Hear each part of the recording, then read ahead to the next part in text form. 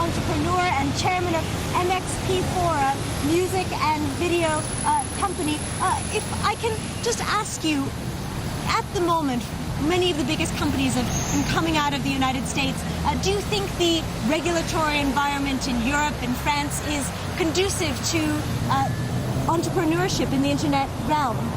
It's definitely becoming much better than it was, and actually yes, I think that there is a good trend.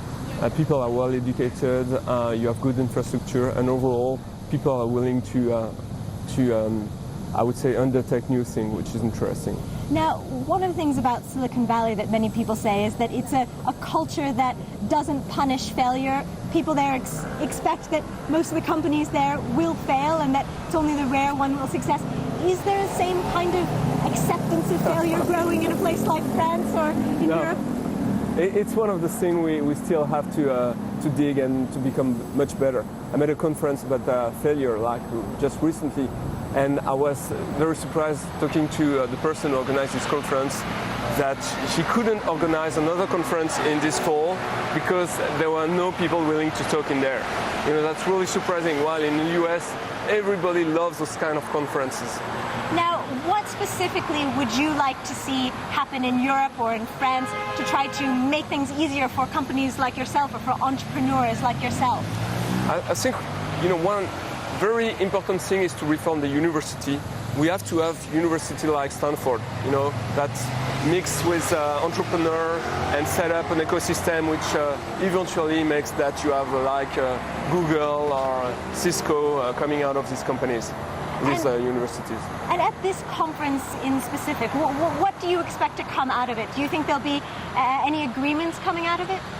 I don't know. I think that there are global issues, you know, which doesn't necessarily touch the internet, but on which internet is probably quite instrumental, such as, for instance, the fiscal taxation issues, you know, whether if you are Google, for instance, operating in Europe, you don't necessarily pay all the tax you should, you know, so these type of issues are really important. I think that the notion of sharing the knowledge in general is also really key and has to be taken at a global level. Now, you've been involved in the music industry, and you've also predicted that music is going to move to the cloud, that we're going to move away from MP3s. How do you see that happening? What do you see as the future of that industry? I think it's done. It's basically done.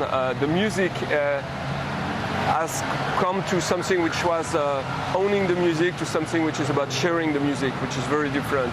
And I think that we still need to progress in terms of discovering music, but there has been a revolution and it's still ongoing. And specifically in France, there's been some criticism of some of the new laws that France has. Do you share that criticism briefly? You know, I don't know. You probably refer to the Adopies thing, you know. It's a very, very complicated issue, you know. On one hand, we need to make sure that the people who own some rights on some content are protected. On the other, we don't want to touch the neutrality of the internet.